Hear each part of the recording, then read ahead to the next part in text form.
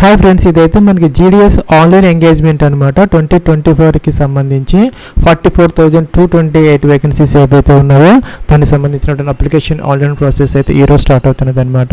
15 July 2024. ఇంకా last date for 5th August అనమాట 2024.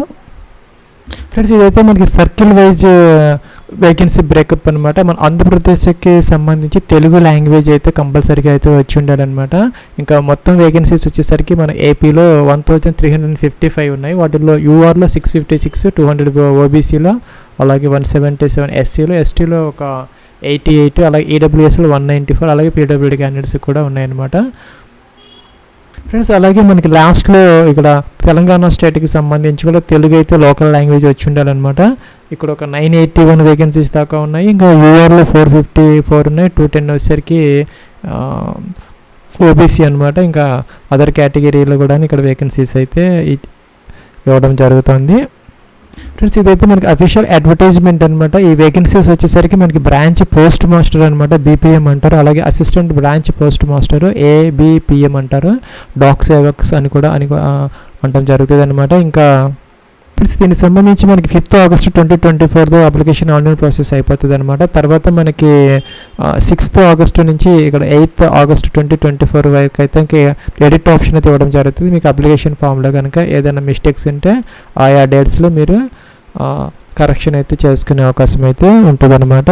Friends, salary పర్టికులర్స్కి సంబంధించి బీపీఎం అంటే బ్రాంచ్ పోస్ట్ మాస్టర్కి 12,000 నుంచి 29,380 రూపీస్ వరకు వచ్చే అవకాశాలు అయితే ఉంటాయన్నమాట. అలాగే ఏబిపిఎంకి సంబంధించి డాక్ సేవక్స్కి 10,000 నుంచి 24,470 రూపీస్ వరకు మంత్లీ శాలరీ అయితే వచ్చే అవకాశాలు అయితే ఉన్నాయి. ఫ్రెండ్స్, మన ఏజ్ క్రైటీరియాకి సంబంధించి 18 to 40 ఇయర్స్ మధ్య కనుక మీ ఏజ్ ఉంటే యాజ్ ఆన్ లాస్ట్ డేట్ అంటే మనకి 5th ఆగస్ట్ 2024కి మీ ఏజ్ కనుక 18 to 40 ఇయర్స్ మధ్య కనుక ఉంటే మీరు దీనికి అప్లై అయితే చేసుకోవచ్చు అనమాట. ఇంకా ఎస్సీ ఎస్టీలో ఎవరైనా అప్లై చేస్తూ ఉంటే 45 ఇయర్స్ వరకు అప్లై అయితే చేసుకోవచ్చు. అలాగే OBC NCL non criminal layer వాళ్ళు ఎవరైనా ఉంటే కనుక 3 ఇయర్స్ పాటు వాళ్ళకు కూడా ఏజ్ రిలాక్సేషన్ అయితే 43 ఇయర్స్ వరకు ఉంటుంది అనమాట. పీడబ్ల్యూడీ క్యాండిడేట్స్కి వచ్చేసరికి దాదాపుగా 50 ఇయర్స్ వరకు వాళ్ళు అప్లై అయితే చేసుకోవచ్చు అనమాట. ఇంకా ఎడ్యుకేషన్ క్వాలిఫికేషన్కి సంబంధించి 10th క్లాస్ అయితే పాస్ అయితే ఉండాలన్నమాట. Secondary school examination pass certificate అయితే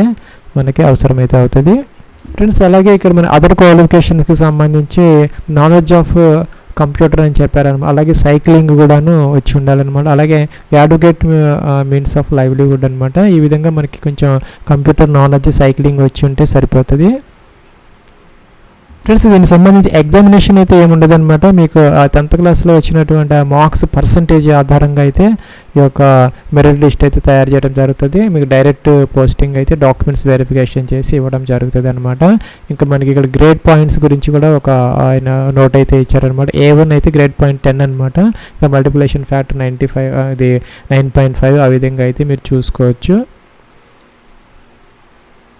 ఫ్రెండ్స్, మనకి అప్లికేషన్ ఫీజు అయితే ఉన్నదన్నమాట. అయితే ఇక్కడ మన ఫీమేల్ క్యాండిడేట్స్ ఎవరైతే ఉన్నారో ఆల్ కేటగిరీ ఫీమేల్ క్యాండిడేట్స్, అలాగే ఎస్సీ ఎస్టీ క్యాండిడేట్స్కి ఫీజు అయితే పూర్తిగా లేదనమాట.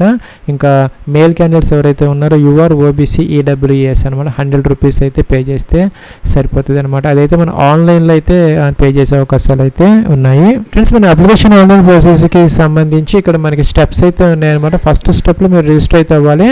ఇక్కడ రిజిస్ట్రేషన్ అని ఉంది. మీరు గతంలో కనుక రిజిస్టర్ అయ్యి ఉంటే డైరెక్ట్గా లాగిన్ అయితే అయిపోవచ్చు. ఇక్కడ అప్లై అని ఉంది. అప్లై మీరు క్లిక్ చేసి తర్వాత అప్లికేషన్ స్టేటస్ చూసుకోవచ్చు. ఫీజు ఉన్న వాళ్ళు ఫీజు అయితే పే చేసుకొని ఆ యొక్క స్టేటస్ అయితే మీరు చూసుకోవచ్చు అనమాట. ఫ్రెండ్స్, మనకి ఇక్కడ ఇండియా పోస్ట్ జీడిఎస్ online.gov.inకి వస్తే ఇక్కడ మీరు స్టేట్ వైజ్ వేకెన్సీస్ కూడా చూసుకోవచ్చు అనమాట. సపోజ్ మీరు ఆంధ్రప్రదేశ్లో ఏ సర్కిల్లో మీకు ఎన్ని వేకెన్సీస్ ఉన్నాయి అనే దానికి మీరు చెక్ చేసుకోవచ్చు. ఇక్కడ మన సర్కిల్స్ అయితే ఇచ్చారనమాట. సపోజ్ ఇక్కడ అమలాపురం నుంచి ఇక్కడ మనకి విజయనగరం వరకు ఇలాగైతే ఉన్నాయన్నమాట.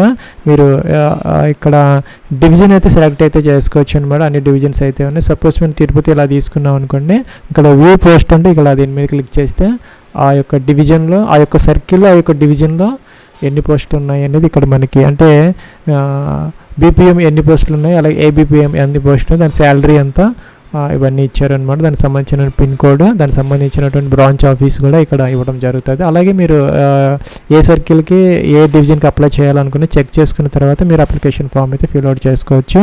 ఇదైతే మీరు అప్లికేషన్ ఫామ్లో ఇది చూజ్ చేసుకునే అవకాశం అయితే మీ ఇష్టం వచ్చిన సర్కిల్కి, మీ ఇష్టం వచ్చినటువంటి డివిజన్కి మీరు అప్లై అయితే చేసుకోవచ్చు అనమాట. ఫ్రెండ్స్, ఫస్ట్ ఇక్కడ మీరు గతంలో రిజిస్టర్ అయ్యి ఉంటే డైరెక్ట్గా అయితే లాగిన్ అయిపోవచ్చు అనమాట. ఇక్కడ అప్లై అని ఉంటుంది. అప్లై అంటే ఇక్కడ మనకి లాగిన్ ఫామ్ అయితే వస్తుంది. లాగిన్ అయిపోయి మీరు అప్లికేషన్ ఫామ్ అయితే ఫిల్అవుట్ అయితే చేసుకోవచ్చు. ఫ్రెండ్స్, ఇక్కడ మనకి ఒక రిజిస్ట్రేషన్ నెంబరు, ఇక్కడ మీరు మీరు ఏ ఒక్క సర్కిల్కి అప్లై చేస్తున్నారు. సర్కిల్ అంటే మీరు ఇక్కడ సపోజ్ ఆంధ్రప్రదేశ్ సర్కిల్ అయితే ఈ విధంగా అనమాట, సబ్మిట్ అనాలి. ఇక ఫ్రెండ్స్, మీరు గతంలో కనుక రిజిస్టర్ అవ్వకపోతే ఇక్కడ రిజిస్ట్రేషన్ అనే బటన్ దీన్ని క్లిక్ అయితే చేయొచ్చు అనమాట. మీరు గతంలో రిజిస్టర్ అయ్యి ఒకవేళ పాస్వర్డ్ కనుక ఈ యొక్క రిజిస్ట్రేషన్ నెంబర్ కనుక మర్చిపోయి ఉంటే కనుక ఇక్కడ ఫర్గాట్ రిజిస్ట్రేషన్ దీని మీద క్లిక్ చేసి ఆ యొక్క రిజిస్ట్రేషన్ నెంబర్తో మీరు లాగిన్ అయిపోయి అప్లికేషన్ అయితే ఫామ్ అయితే ఫిల్ అయితే చేసుకోవచ్చు. లేదంటే మీరు ఫ్రెష్గా అప్లై చేస్తూ ఉంటే కనుక ఇక రిజిస్ట్రేషన్ బటన్ దీని మీద క్లిక్ అయితే చేసుకోవాలి. ఇలా అంటే మనకి ఇక్కడ ఆ రిజిస్ట్రేషన్ ఫామ్ అయితే వస్తుంది, సైన్ అప్ ఫామ్ అనమాట. అదైతే మనం ఫిల్అవుట్ చేయాలి. రిజిస్టర్ తీసుకుంటే మన రిజిస్ట్రేషన్ ఫామ్ అయితే ఇలా వచ్చింది. Please go through the detail notification and application submission instructions provided in the home page before submitting the application.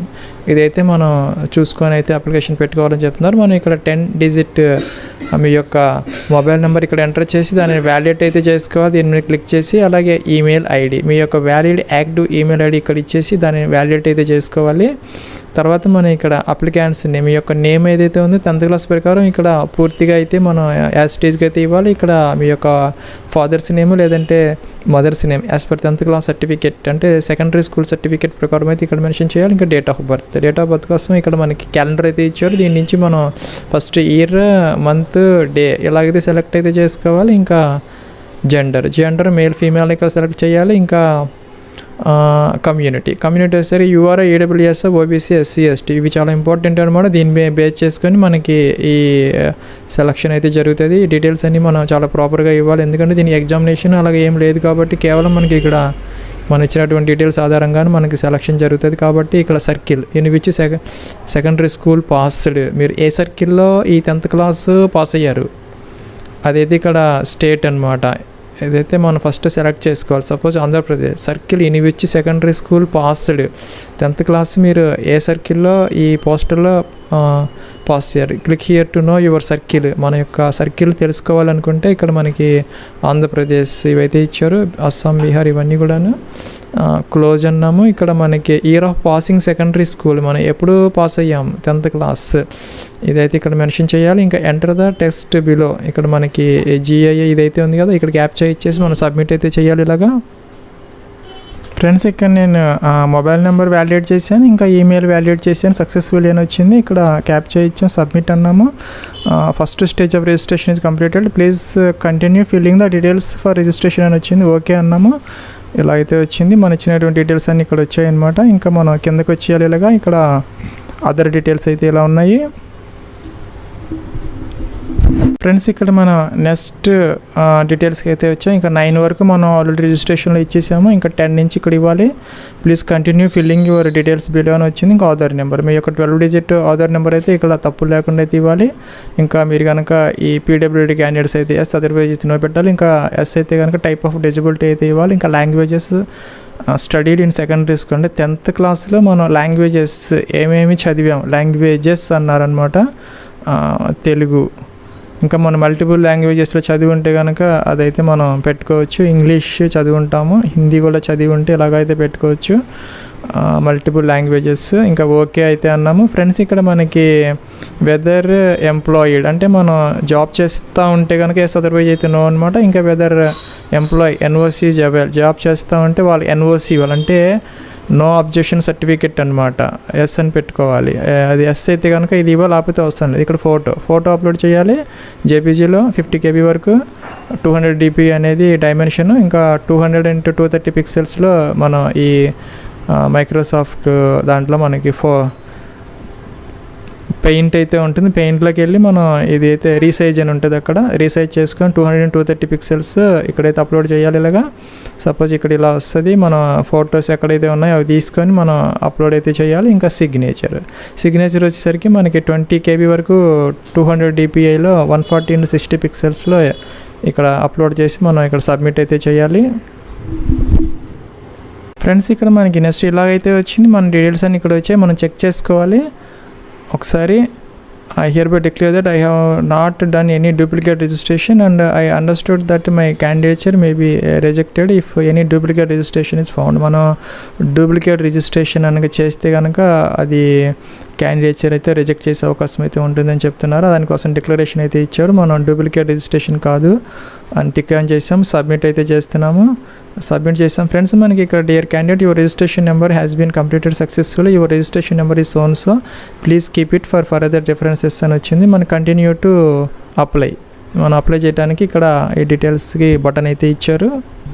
Friends మనకి ఇక్కడ నెక్స్ట్ ఇలా అయితే వచ్చింది, if you have already applied మన స్టేటస్ చూసుకోవడానికి ఇక్కడ ఈ బటన్ అయితే ఇచ్చారు. ఇంకా మనకి రిజిస్ట్రేషన్ డీటెయిల్స్ ఇప్పుడు వచ్చిన రిజిస్ట్రేషన్ ఇక్కడ వచ్చింది. మన సర్కిల్, ఏ సర్కిల్కి మనం అప్లై చేస్తున్నాం, సపోజ్ ఆంధ్రప్రదేశ్ లేదంటే తెలంగాణ, ఇక్కడ మనకి తెలంగాణ ఉంది. అలాగే మనం సెలెక్ట్ చేసుకొని సబ్మిట్ చేయాలి.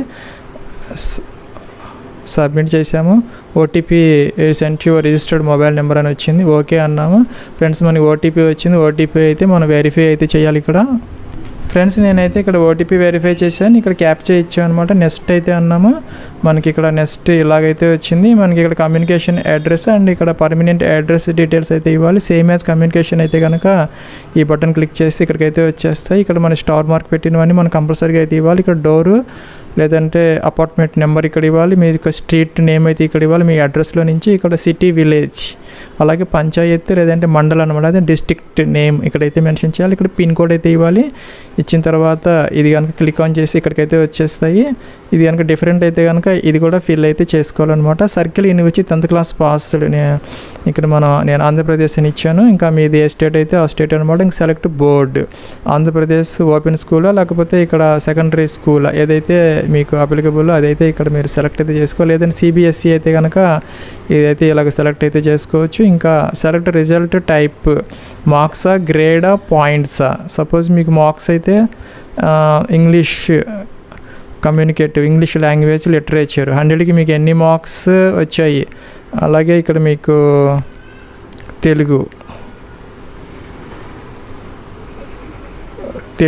తెలుగులో మీకు ఎన్ని మార్క్స్ వచ్చాయి 100కి. అలాగే మ్యాథమెటిక్స్కి ఎన్ని వచ్చాయి, సైన్స్కి ఎన్ని వచ్చాయి, సోషల్కి ఎన్ని వచ్చాయి. ఇది చాలా చాలా ఇంపార్టెంట్ అనమాట. దీన్ని బట్టి మీకైతే ఈ సెలక్షన్ అయితే జరుగుతుంది. If CGPA is not allotted by board you may leave this field as blank. మనకి బోర్డు వాళ్ళు కనుక సిజిపిఏ అలాట్ చేయకపోతే ఈ ఫీల్డ్ని వదిలేయచ్చు అని చెప్తున్నారు. అలాగే మనకి ఇక్కడ మార్క్స్ కాకుండా గ్రేడ్స్ తీసుకుంటే కనుక మీకు suppose English communicative, English language, లిటరేచర్లో మీకు A1 గ్రేడ్కి మీకు ఏ గ్రేడ్ వచ్చింది, B1 ఇలాగా ఏదైతే అదైతే సెలెక్ట్ చేసుకోవాలి. అలాగే సబ్జెక్ట్ తెలుగు అవి అయితే సెలెక్ట్ చేసుకొని మీకు ఇక్కడ గ్రేడ్ అయితే ఇవ్వాలి. అలాగే ఈ అన్నీ కూడా ఫిల్ చేయాలి. మ్యాథ్స్, సైన్స్, సోషల్ అనమాట. Next save and continue.